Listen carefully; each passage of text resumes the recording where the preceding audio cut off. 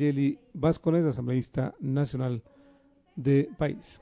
Medios de comunicación de la Asamblea Nacional, es necesario seguir recalcando en los beneficios que presta este proyecto de ley reformatoria.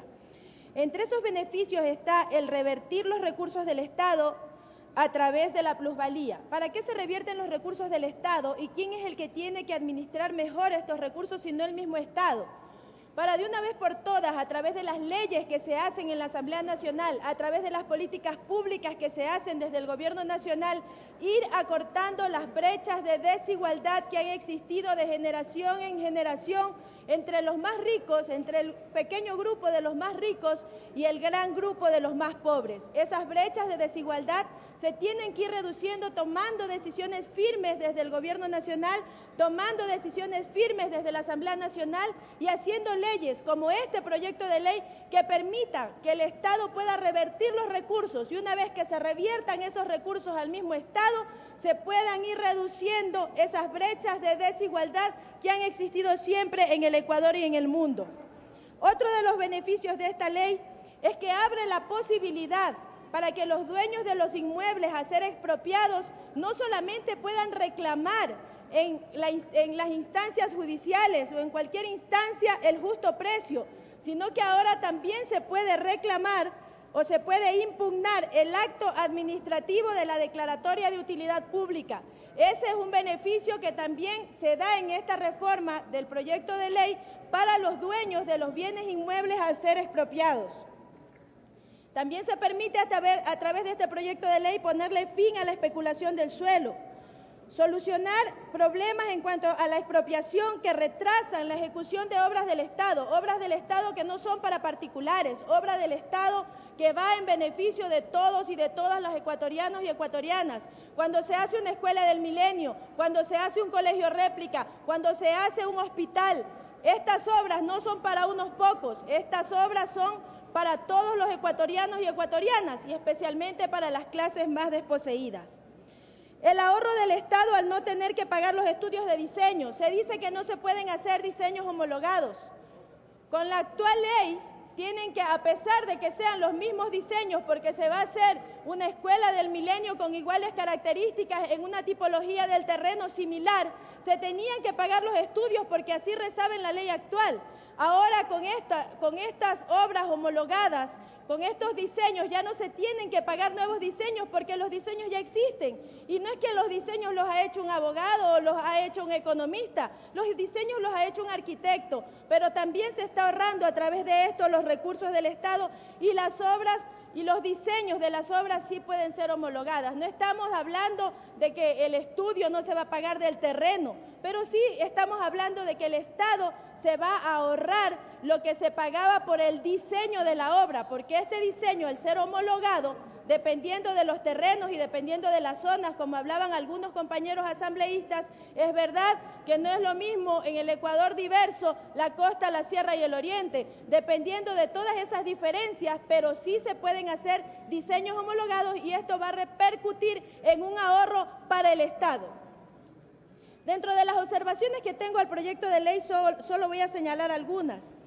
Yo pienso que se deben de señalar parámetros generales, que no se debe de dejar en el campo subjetivo ciertas cosas, como cuáles, como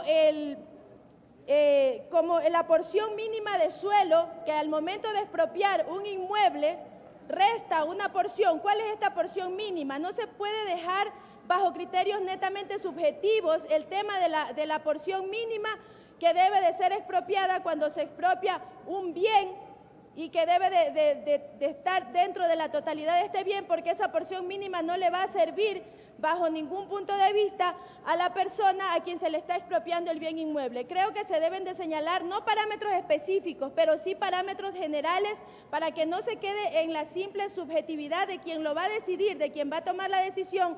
Si esa brecha, si eso que resta del bien inmueble es mucho o es poco. ¿Se lo debe de expropiar en la totalidad o no se lo debe de expropiar en la totalidad? También pienso que se debe de añadir en el artículo 58, cuando se va a dar la certificación presupuestaria para poder expropiar un bien inmueble, se debe de dar esta certificación presupuestaria en torno a qué, en función de qué. Creo que se debe de añadir ahí en función del justo precio, tomando en consideración el avalúo catastral, las mejoras que tiene ese bien. Entonces sí se debe de especificar que esa certificación presupuestaria tiene que ir en función de qué, en función del justo precio. Creo que se debería de añadir en el artículo 58. Otra de las cosas que me preocupa del proyecto de ley es sobre los 3 años, que se tiene hasta 3 años para empezar a construir la obra. Y me preocupa ¿por qué? Porque en el mismo proyecto de ley se señalan ya efectos jurídicos al año.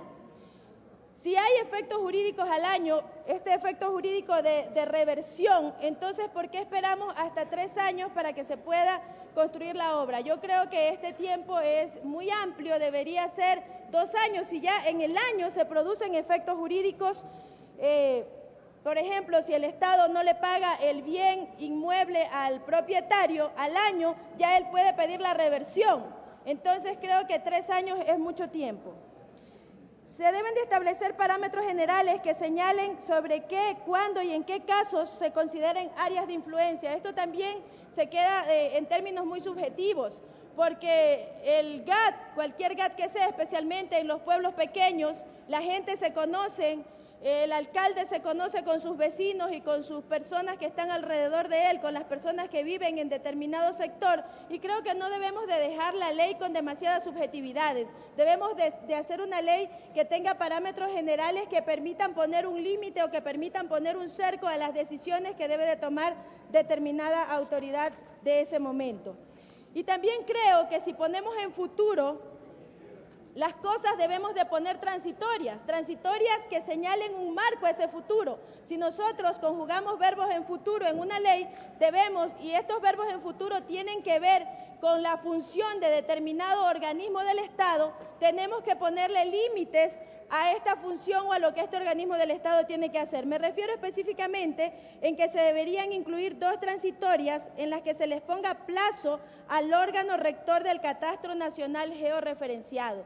Si nosotros estamos diciendo que ellos deberán poner una metodología, que ellos tendrán que hacer una metodología en el caso de que un municipio no tenga el catastro de 5 años atrás de un bien inmueble, se remitirán al catastro georreferenciado, entonces se le debe de poner un plazo dentro de la ley a través de una transitoria, para que se dicte la metodología correspondiente que se señala en el inciso 7º, numeral 2 y numeral 3 del artículo 58, a ser modificado toda vez que el verbo está en futuro. No podemos dejar esos cabos sueltos dentro de la ley, para eso existen las transitorias, y creo que a este organismo rector del Catastro Nacional Georreferenciado debemos de ponerle un límite para que de esta manera, el momento que salga la ley y el momento en que se empiecen a dar las expropiaciones o el momento en que se empiecen a dar todos los pasos que señala este proyecto de ley, no tengamos inconvenientes y luego tengamos que estar mirando que no se cumple a rajatabla lo que aquí en este pleno de la Asamblea Nacional